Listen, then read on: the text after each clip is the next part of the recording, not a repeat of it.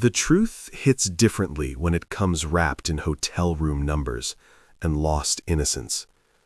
I never imagined I'd be the man who discovered his wife's infidelity while holding his children's hands.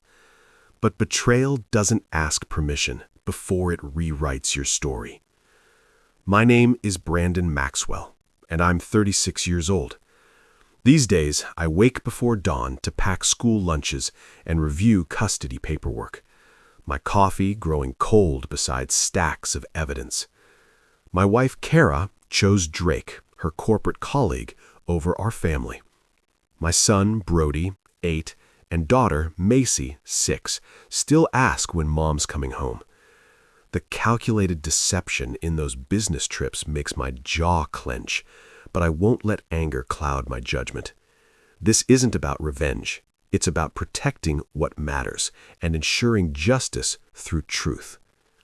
Before I go any further, let me know in the comments where in the world you are watching from, and make sure to subscribe, because tomorrow I will share a story you don't want to miss. But let me start from the beginning.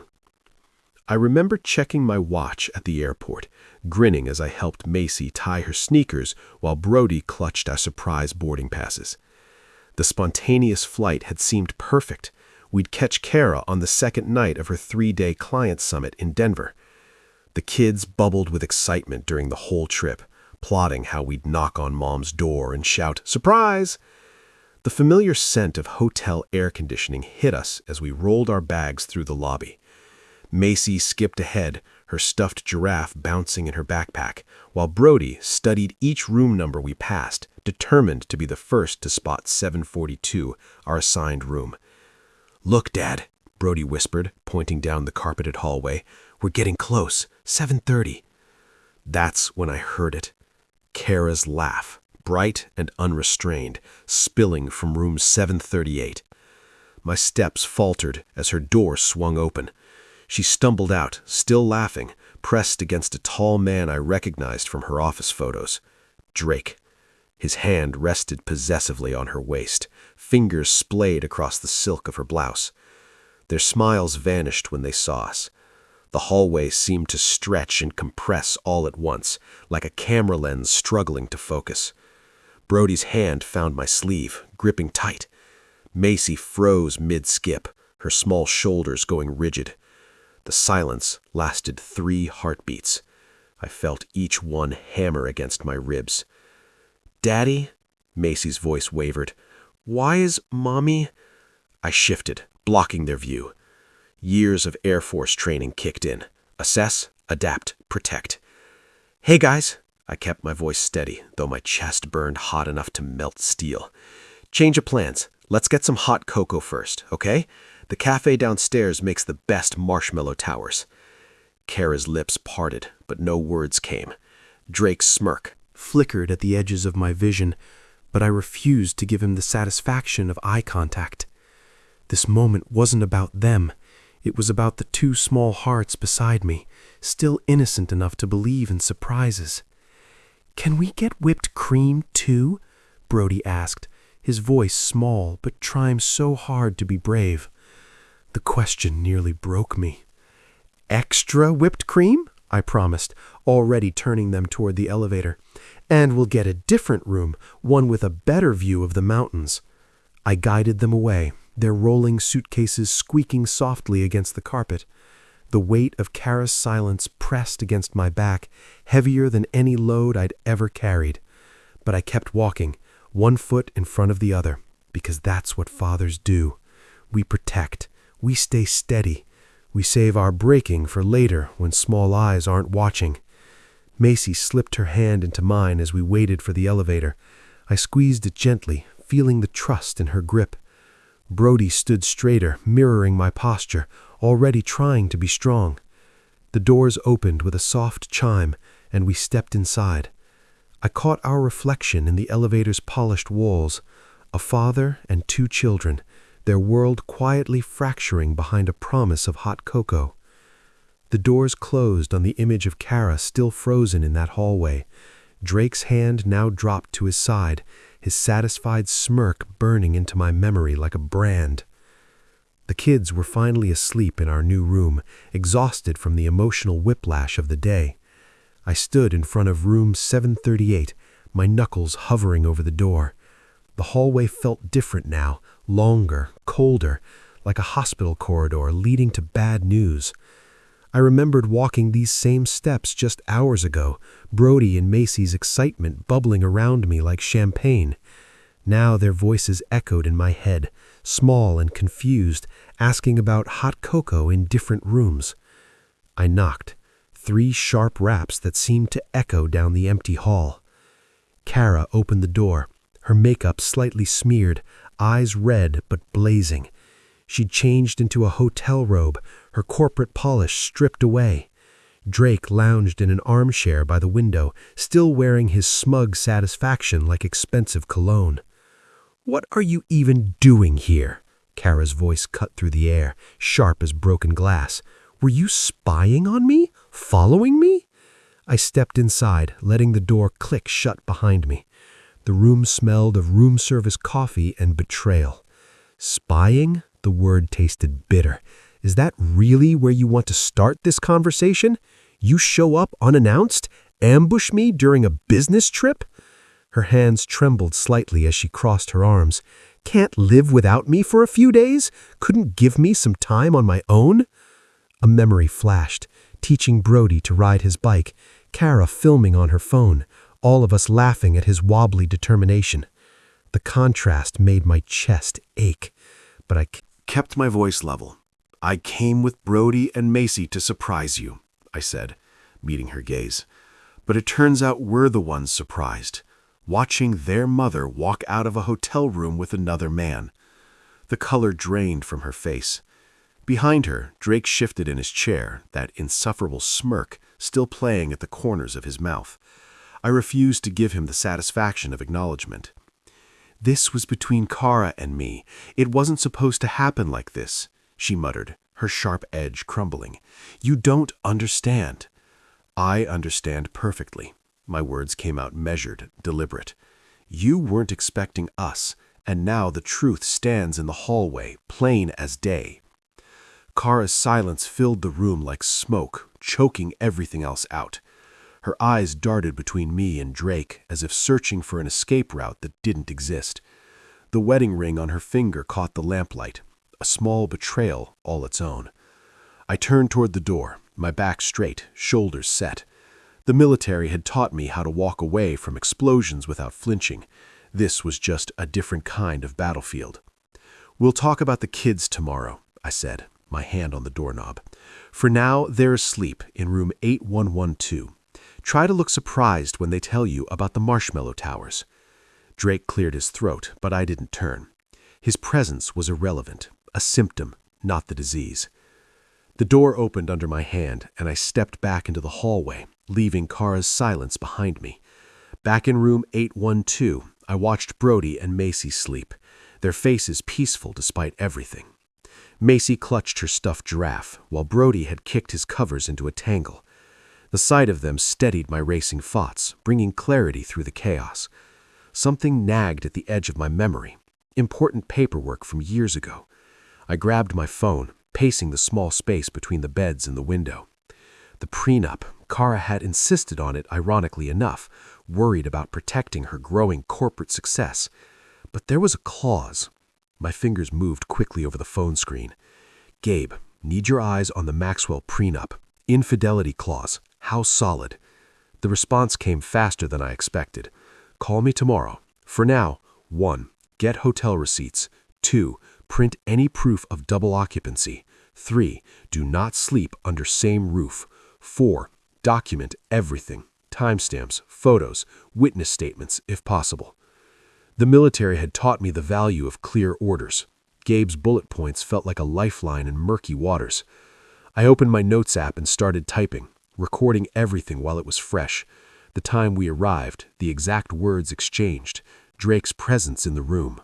The taste of stale coffee lingered in my mouth, reminding me of countless pre-dawn maintenance checks. Back then, every detail mattered. One loose bolt could bring down an aircraft. Now, every detail might save my children's future. Morning came too quickly. I left the kids watching cartoons and headed to the front desk, where a young manager named Sarah listened with professional sympathy. 20 minutes later, she handed me a folder containing itemized charges and occupancy logs, everything documented in stark black and white. 2 room keys, double breakfast orders, minibar charges for 2. The evidence felt heavy in my hands. "The zoo," Macy had begged over breakfast. "You promised." She was right. I had promised, back when this was supposed to be a happy surprise trip. So we went, because children shouldn't pay for adult betrayals. Brody's face lit up at the lion exhibit, while Macy pressed her nose against the glass at the penguin pool. For a moment, watching them, I could almost pretend everything was normal. The morning sun felt warm on my face, and I remembered teaching them our silly penguin walk last summer, all of us waddling and laughing. "Mr. Maxwell?" A man in a cheap suit stood too close, holding out a thick envelope. My stomach dropped before he even spoke the words. "You've been served." The zoo sounds faded to white noise as I opened the envelope. Emergency petition for custody. Carrara's name at the top, followed by allegations of unstable behavior and concerning conduct. She was trying to take the kids. The betrayal twisted deeper, morphing from personal to legal in black and white. Brody tugged at my sleeve. "Dad, can we see the giraffes next?" I folded the papers away, forcing a smile. "Sure, buddy. Lead the way." Behind us, the process server disappeared into the crowd, leaving me with the weight of more than just legal documents. Kara hadn't just betrayed our marriage, she was trying to take everything. The flight home felt endless. Brody dozed against my shoulder, while Macy colored quietly, her crayon strokes careful and controlled, like she was trying to keep everything inside the lines of her life. I'd booked the first available seats, desperate to get us back to familiar ground. Remember those summer road trips when the kids were tiny? The way Kara would sing silly songs to keep them entertained? Now the cabin's recycled air felt thick with unspoken questions. "Dad," Macy's small voice pulled me from my thoughts. "When are we going home?" "We're on our way now, sweetheart. Just a few more hours." Gabe met us at the airport, his presence solid and reassuring. While the kids collected their bags, he outlined what he'd already set in motion. "I filed our response this morning. Judge Harrison is fair. She'll see through any attempts at manipulation. I've also prepared paperwork to secure shared accounts." I nodded, watching Brody struggle with his rolling suitcase. "The mortgage payments due next week and the kids' after-school programs. We'll protect those funds immediately. Everything else goes into a separate account until this is settled." Gab's efficiency anchored me. "Brandon, you're doing the right thing. Stay focused on the kids. Let me handle the legal maze." That first night home, after tucking the kids into bed, the house's silence hit me like a physical force. Their rooms still held traces of the life we'd had.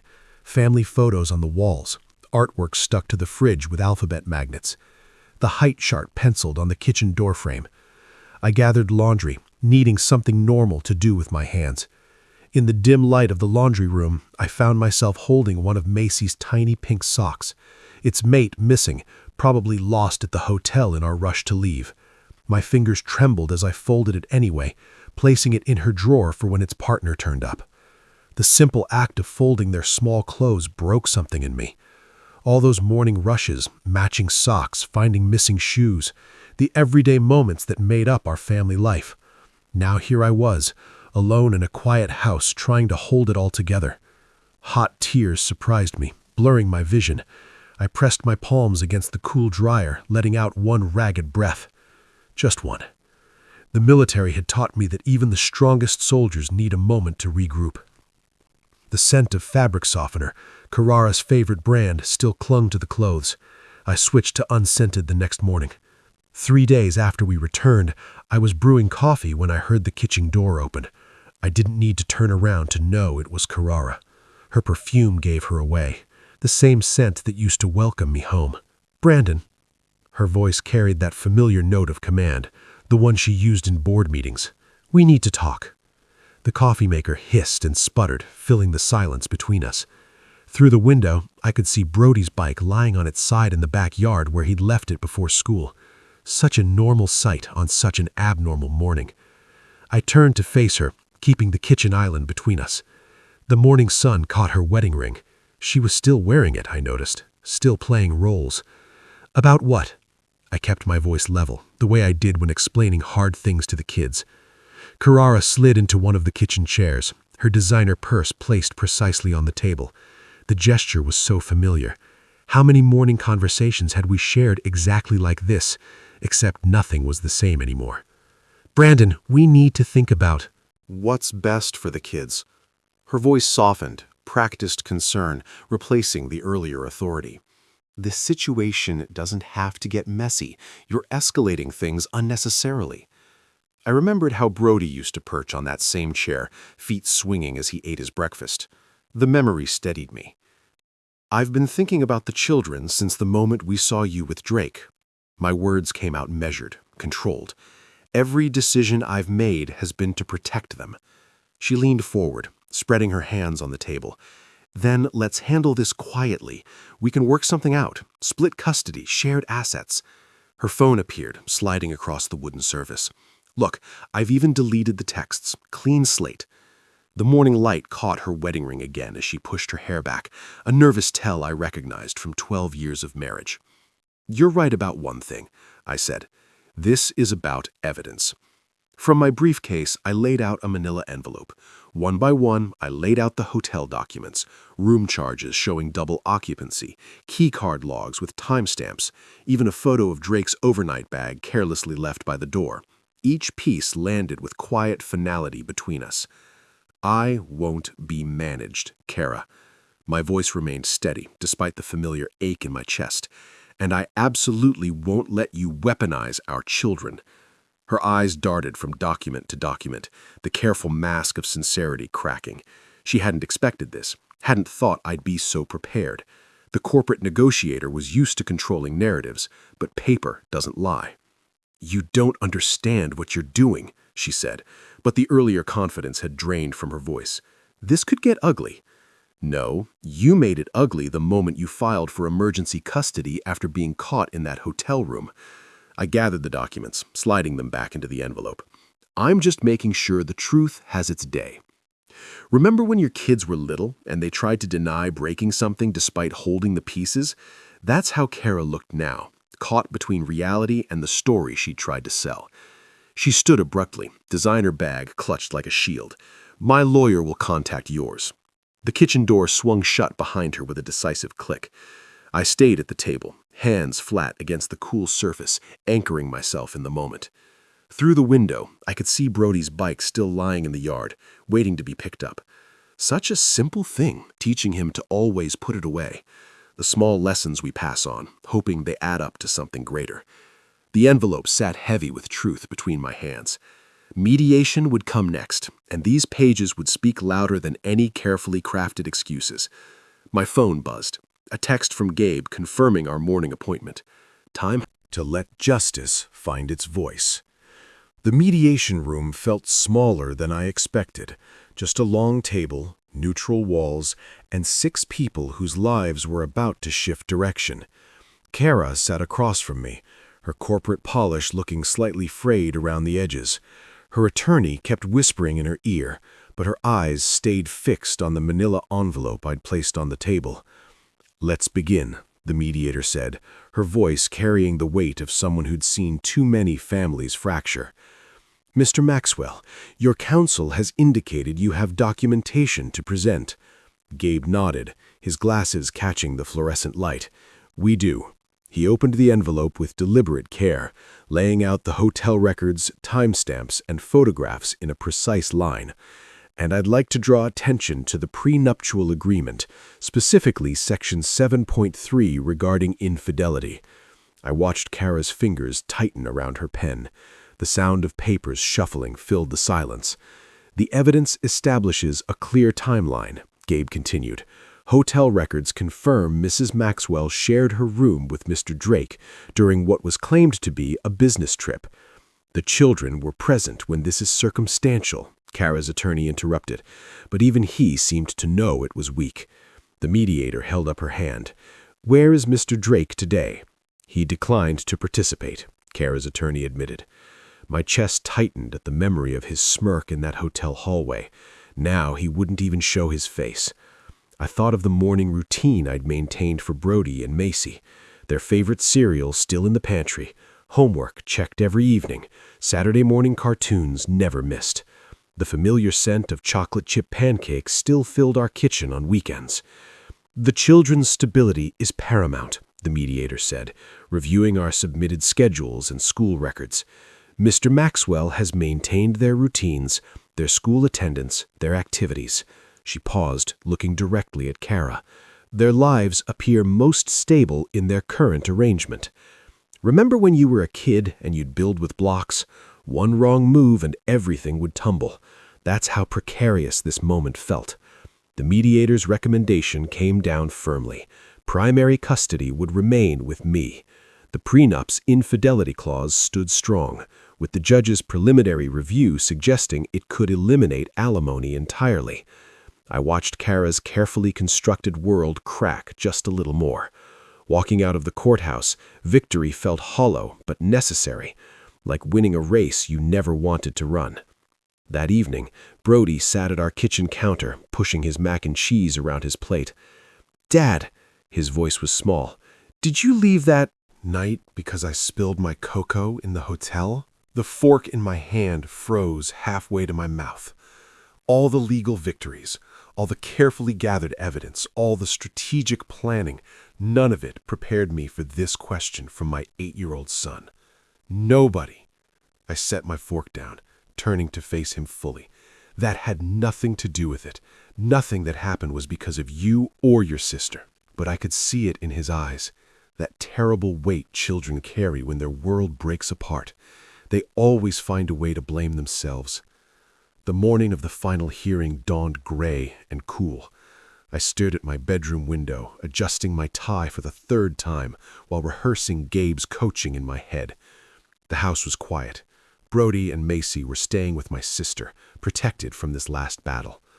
"Remember," Gabe had said yesterday in his office, "stick to facts. No emotions, no accusations. Let the evidence speak." He'd spread our documentation across his desk like battle plans. When Kara's attorney tries to provoke you, and he will, just breathe and stay focused. I thought back to basic training, how they'd taught us to maintain composure under pressure. Who knew those lessons would matter more in a courtroom than they ever did in the service? The courthouse steps felt steeper than usual. Gabe met me at the entrance, his briefcase heavy with our carefully organized exhibits. "You ready?" "As I'll ever be." My voice came out steadier than I felt. The courtroom doors opened at exactly 9 a.m. The familiar scent of wood polish and anxiety filled my nose as we took our places. I remembered sitting in the same room for traffic court years ago. How simple that seemed now. Kara arrived moments later with her attorney. Her usual confident stride faltered slightly as she passed our table. The designer suit couldn't hide the tension in her shoulders or the way she wouldn't meet my eyes. Drake's absence spoke volumes. He'd chosen to avoid facing consequences, just like that night at the hotel. "All rise," the bailiff called. Judge Harrison entered, her expression neutral as she reviewed the files before her. "We're here for final arguments in Maxwell versus Maxwell," she stated. "Let's proceed." Kara's attorney went first, trying to paint a picture of misunderstanding and overreaction, but his words felt hollow against the weight of evidence waiting in Gabe's briefcase. When our turn came, Gabe rose smoothly. "Your Honor, the facts in this case are unambiguous," he began, methodically presenting our exhibits. Hotel records showing double occupancy, credit card statements, timestamps from security cameras. Each piece clicked into place like tumblers in a lock. I kept my face neutral, though my heart pounded. Years of military discipline helped me sit straight, hands folded, as Gabe detailed the timeline of betrayal. Across the aisle, Kara shifted in her chair. "Mr. Maxwell," Judge Harrison said suddenly, "please take the stand." Walking to the witness box, I felt the weight of months of preparation. Every question Gabe asked, I answered with careful precision. No embellishment, no anger, just truth. "And when you arrived at the hotel room with your children," I saw my wife exiting the room with Mr. Drake. His arm was around her waist. They were laughing until they saw us. Kara's attorney tried to twist the narrative during cross-examination. Isn't it possible you misinterpreted what you saw? Perhaps this was simply a business meeting. No, I replied calmly. The hotel records show shared occupancy. The service room receipts show dinner for two. The security footage shows them entering together at 8 p.m. and not leaving until the next morning when we arrived. I could feel Judge Harrison watching intently, her pen moving across her notepad. The air grew heavier with each piece of evidence, each testimony.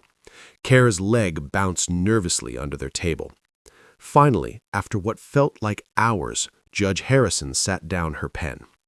"I've heard enough testimony to make my ruling," she said, her voice carrying across the hushed courtroom. My pulse thundered in my ears as she cleared her throat to speak. Judge Harrison's words fell like stones into still water. In the matter of Maxwell versus Maxwell, this court finds clear and convincing evidence of infidelity as defined by the prenuptial agreement. The petition for divorce is granted. My hands remained steady in my lap, though my chest tightened. Across the aisle, Kara's spine went rigid.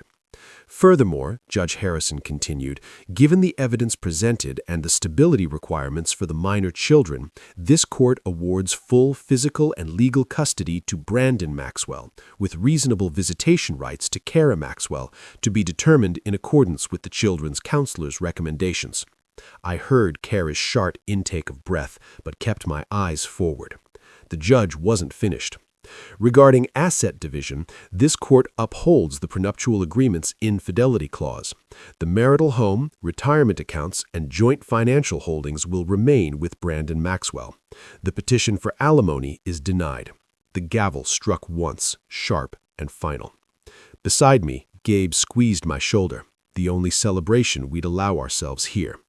"Your Honor," Kara's attorney started to rise, but Judge Harrison cut him off. "My ruling is final, Counselor. The evidence is unambiguous." She gathered her papers. We're adjourned. As we stood, I caught fragments of whispers from the gallery.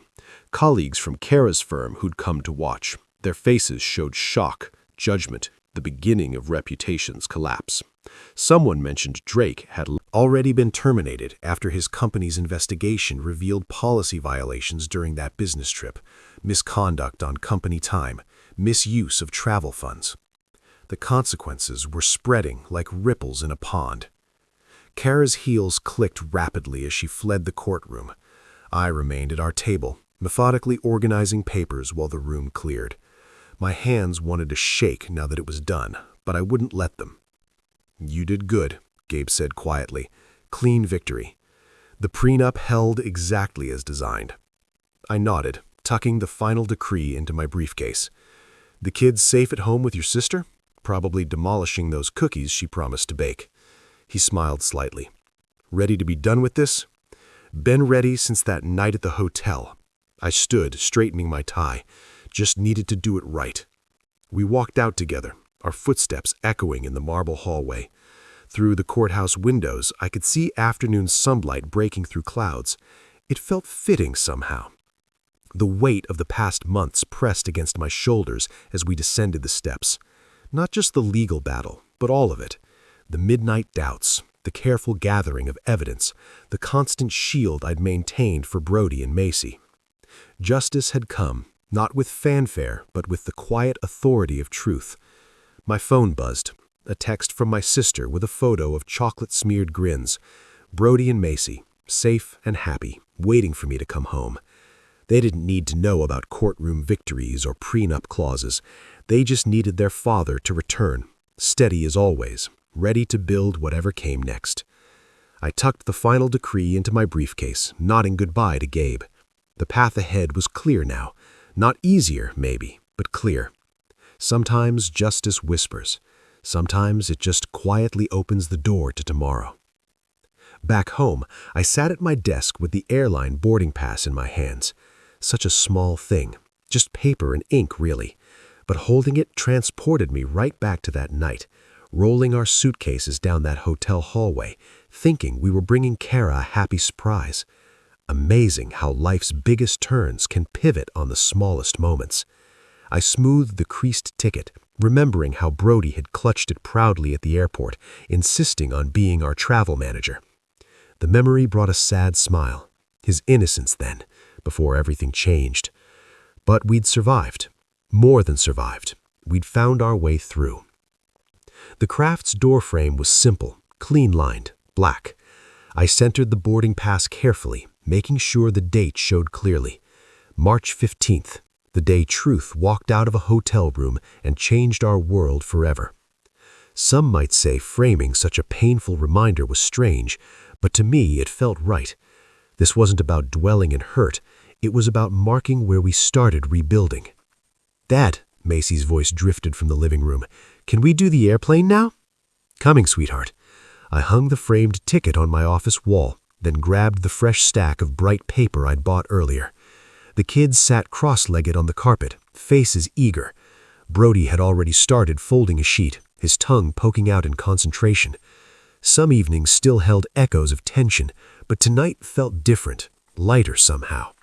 "Okay, remember how I taught you?" I settled beside them, selecting a crisp white sheet. First, we folded exactly in half, like this. Macy held up her slightly crumpled attempt. Perfect. I guided her hands through the next fold. "Now watch. See how this part becomes the wing?" We worked together, my larger hands steadying their smaller ones through each careful crease. The familiar childhood ritual of paper airplane making filled our living room with something that felt a lot like peace. Brody's ended up slightly lopsided. Macy's had extra folds she insisted were special features, and mine emerged sharp and clean-lined. "They're beautiful," I said, gathering all three. "Should we test them?" "Wait," Brody jumped up. "Can we put them on the mantel instead? Like a family of airplanes?" My throat tightened unexpectedly. That's a really good idea, buddy." We arranged them carefully, 3 paper aircraft in formation on the wooden shelf. The lamp's warm glow caught their edges, casting small shadows that looked almost like they were already in flight. Macy added her stuffed penguin as an audience member. Standing back, we admired our handiwork. Such a simple thing, these folded papers. But watching my children beam at their creation, I felt the last weight lift from my shoulders. This was what victory really looked like. Not just courtroom battles won, but new memories being built piece by piece. When bedtime came, they went upstairs, chattering about what colors we should use for tomorrow's planes. I lingered in the living room, watching how the lamplight played across our paper squadron. The house felt different now, cleaner somehow, like storm clouds finally clearing. "Justice is quiet," I whispered to the peaceful room, "but it changes everything." I believe stories such as this find us for a reason. If this one touches you, please subscribe. I share a new one every day. In the meantime, there are 2 stories on the screen that are even